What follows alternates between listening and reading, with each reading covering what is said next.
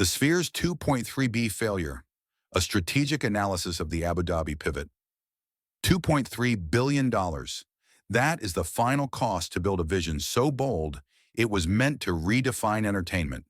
A vision that cost nearly double its initial and already staggering $1.2 billion estimate. Now here is another number, $98.4 million. That was the operating loss reported by the Sphere for the fiscal quarter, ending September 30th, 2023.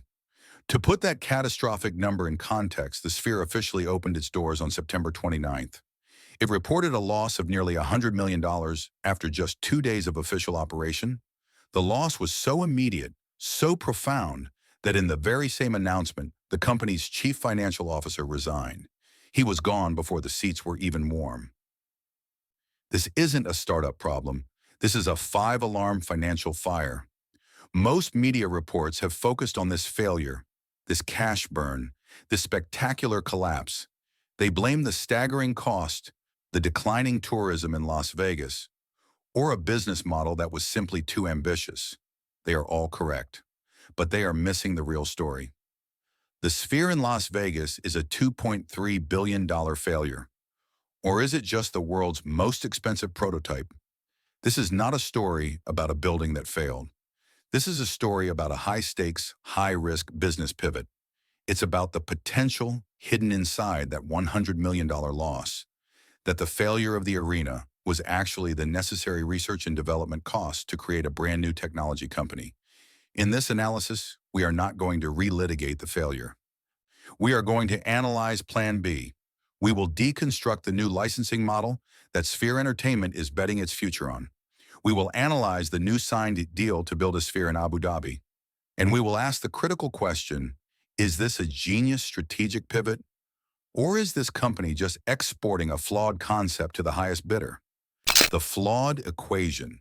To understand Plan B, we must first appreciate the profound failure of Plan A.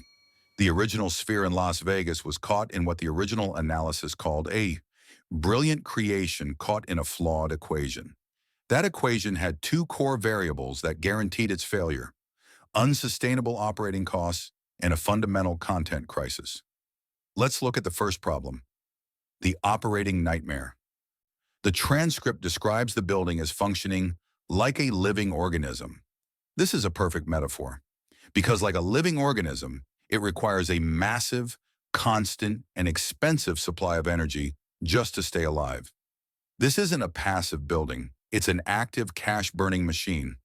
Imagine the cost of air conditioning a 17,000-seat venue with a 160,000 square foot screen inside in the middle of the Mojave Desert. The energy bill alone rivals that of a small town.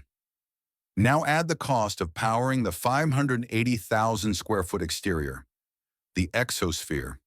That surface is covered in 1.2 million pucks, each containing 48 individual LEDs. These run 24 hours a day. That is the baseline cost before you even sell a single ticket. The $98.4 million loss before the doors truly opened proves this.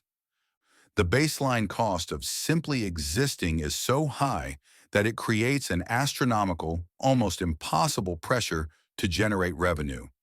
This leads to the second and more deadly problem, the content crisis. A building is just a box. What are you selling inside it? The Sphere's initial content model failed, and it failed completely. Let's look at case study A, the U2 residency. From a marketing perspective, this was a masterpiece. It went viral globally. It established the Sphere as the most talked about, most futuristic venue on Earth. It was a brilliant PR move, but as a business model, it was flawed. When you are a venue, even a $2.3 billion one, and you host the biggest band in the world, you are not in control. The vast majority of that ticket profit goes directly to the artists. The venue makes its money on the margins, the $20 beers, the $50 t-shirts, the $100 parking. That ancillary revenue is simply not enough to cover the living organism operating costs.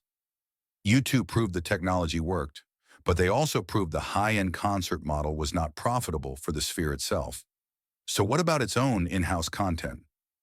This was Case Study B, Postcard from Earth. This was the $150 ticket film, directed by Darren Aronofsky, designed to show off every piece of technology the Sphere had. It was, by all accounts, a sensory storm. It utilized the 16K screen, the 167,000 speakers, and the 10,000 haptic seats. But it had one fatal flaw. The original analysis quotes it perfectly. It offered little incentive to return. Once the mystery was gone, the revenue was gone. Postcard from Earth is a tech demo. It is not a story. It lacks the one thing all successful, sustainable entertainment needs: a human, rewatchable element. You don't go back to see Postcard from Earth for a second or third time, the way you might go back to see Hamilton or The Lion King or your favorite band. This is the flawed equation. This is the $2.3 billion hole that Plan B must dig itself out of. Plan B, deconstructing the licensing model. This brings us to the future. The original analysis noted that Sphere Entertainment was forming plans to shift direction. That plan is now in full motion. It is a radical strategic pivot. The company is fundamentally changing its identity. It is pivoting from being a high-risk real estate operator to being a high-margin technology supplier. The best analogy for this is Intel Inside, or Dolby Atmos for live entertainment. Think about it. Dolby Laboratories doesn't build movie theaters. That's a low-margin, high-risk business.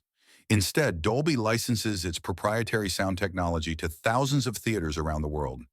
Intel doesn't build laptops. It sells the high-margin processor to every company that does. Sphere Entertainment has realized that it is terrible at building and operating $2.3 billion arenas. But it is now the only company in the world that owns the patents, the technology, and the know-how to create a Sphere. It has pivoted from a B2C, business-to-consumer model, to a B2B, business-to-business model. The Las Vegas Sphere is no longer the product. The platform itself is the product. This brings us to their first customer, Abu Dhabi. The original transcript stated these were just discussions. We can now confirm, based on SEC filings and official announcements, that a franchise agreement and a joint development and partnership agreement have been signed. This is happening. So let's deconstruct that deal, because it reveals the new model. What does Sphere Entertainment, the U.S. company, provide? It provides the blueprints, the patents, the proprietary technology, the brand name, and the operating manual. What does their partner DCT Abu Dhabi provide? All the money, 100% of the multi-billion-dollar construction costs. The entire $2.3 billion financial risk that bankrupted the Las Vegas project has been completely transferred from Sphere Entertainment to their partner. And what does Sphere Entertainment get in return? This is the genius of the model. They get multiple high-margin revenue streams. First, they get upfront licensing fees. This is pure cash, just for sharing the blueprints. Second, they get technology integration fees. They are essentially being paid to install their own proprietary hardware. And third, the golden goose, royalties. Sphere Entertainment will receive a percentage of all ticket sales, all advertising on the Exosphere, and all content sale for the 25-year life of the agreement. This is the core of Plan B, so let's analyze the pros of this pivot. Why is this potentially a genius move? Pro number one, total risk transfer. The $2.3 billion problem is solved. It is no longer Sphere's problem. It is Abu Dhabi's problem. This immediately cleans up Sphere's balance sheet and stops the cash burn associated with construction. It solves the first half of the flawed equation. Pro number two, high margin, scalable revenue. Licensing software, patents, and a brand name is almost pure profit. It costs virtually nothing to license a patent a second time or a third. Unlike a physical building, which can only be in one place, a license can be sold simultaneously in London, Seoul, Singapore, and Dubai. The model is infinitely scalable. Pro number three, it partially solves the content crisis. This is the most subtle, but most important part. Remember the postcard from Earth problem? It cost a fortune to make, reportedly over $100 million. If that film only ever plays in Las Vegas, it is an economic failure. It can never make its money back. But what if that $100 million production cost is amortized or divided across a network of 10 global spheres? Suddenly, the R&D cost per venue drops from 100 million to 10 million. The content suddenly becomes highly profitable. The licensing model creates a network, and that network makes creating new, expensive content financially viable. This is the strategic vision they are selling to investors. It seems like a perfect solution, but this gamble is far from over. The global gamble. The pivot to licensing is financially brilliant on paper, but it ignores several massive, unresolved risks. The first and most significant is the unsolved mystery, the content crisis. The new model solves the cost of content, but it does not solve the quality of it. If Postcard from Earth has no rewatch value in Las Vegas, why would it have rewatch value in Abu Dhabi? The fundamental problem remains. A global network of empty theaters is still a failure.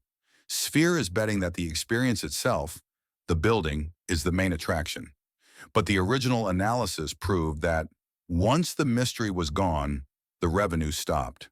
This is a critical, unanswered question, and Sphere's plan for a global network has already hit a wall. This brings us to risk number 2, the London rejection. While the Abu Dhabi deal was moving forward, Sphere was simultaneously trying to copy-paste its Las Vegas success in London. The plan was to build a second Sphere in Stratford, East London. That plan is now dead. In early 2024, the mayor of London, Sadiq Khan, officially rejected the proposal. He didn't reject it on financial grounds. He rejected it because the residents of London did not want a 300-foot-tall, 24/7 advertisement machine blasting light into their apartments. The project was killed by light pollution. This is a massive blow to the global scalability argument. It proves that the anything-goes attitude of the Las Vegas desert does not travel well. It proves that each new city will be a unique, expensive, and difficult regulatory battle. This failure in London puts immense make-or-break pressure on the Abu Dhabi deal to succeed. This brings us to risk number 3. Is the technology really the product? If Sphere is now a technology company, we have to analyze the tech. What are they actually licensing? The patents are genuinely revolutionary. First, the Sphere immersive sound. This isn't just loud, it's precise. The system uses 167,000 speakers and a technology called beamforming. This allows them to aim sound like a spotlight. In theory, one section of the audience could hear the concert in English, while another section hears it in Arabic, simultaneously. Second, the screen, a 16K wraparound display that is the highest resolution on Earth. Third, the haptic seats, 10,000 seats that rumble and shake, synchronized to the audio and visuals. And finally, the most brilliant part of the business model, the big sky camera. To create content for this unique 16K screen, you cannot use a normal camera. Sphere Entertainment built its own proprietary camera system, the only one in the world that can film content for its screen. This is a walled garden strategy. It's the exact playbook used by IMAX. IMAX makes its money by licensing its proprietary cameras and projection systems to theaters. To film an IMAX movie, you must use their technology. The gamble is whether Sphere's platform is as significant a leap as IMAX was. But this leads to the final and most unpredictable risk. Risk number 4, the Dolan factor. A global licensing model, a franchise network, requires one thing above all: healthy partnerships. You must be able to collaborate, compromise, and manage complex relationships with your partners. And James Dolan is, famously, a terrible partner. This is the man who uses facial recognition to ban his critics. This is the man who feuds publicly with his own fans and team legends. His leadership style is not collaboration, it is control. What happens when the Abu Dhabi Sovereign Wealth Fund wants to change the color of the LEDs or demands a different type of content and Dolan disagrees? What happens when the man who says, "This is my house," suddenly finds himself a guest in someone else's? This is a massive cultural governance risk. You are not just licensing a technology, you are entering into a 25-year partnership with James Dolan. Conclusion: the 2.3B prototype. So we return to our original question. Is the Sphere a $2.3 billion failure? As a standalone Las Vegas arena, the answer is an unequivocal yes. It is a financial catastrophe, a monument to ambition built on a flawed equation. But as a prototype, as the research and development cost for a new global technology company, it might just be the most expensive and most brilliant launch party in history. The Las Vegas failure was the lab. The Abu Dhabi deal is the first commercial product. Sphere Entertainment is betting its entire future that the technology it created is more valuable than the building that houses it. The Sphere is pivoting from running arenas to selling its technology. Is this a brilliant strategic escape, or is it just finding a new partner to pay for the same fundamental flaws? Tell us your thoughts in the comments. To prove that the technology was the real product all along, but this new model raises a different, more important question. If the content isn't sustainable, does it matter who builds the building? In our next video, we'll break down the specific technology Sphere is actually licensing to see if the innovation is real.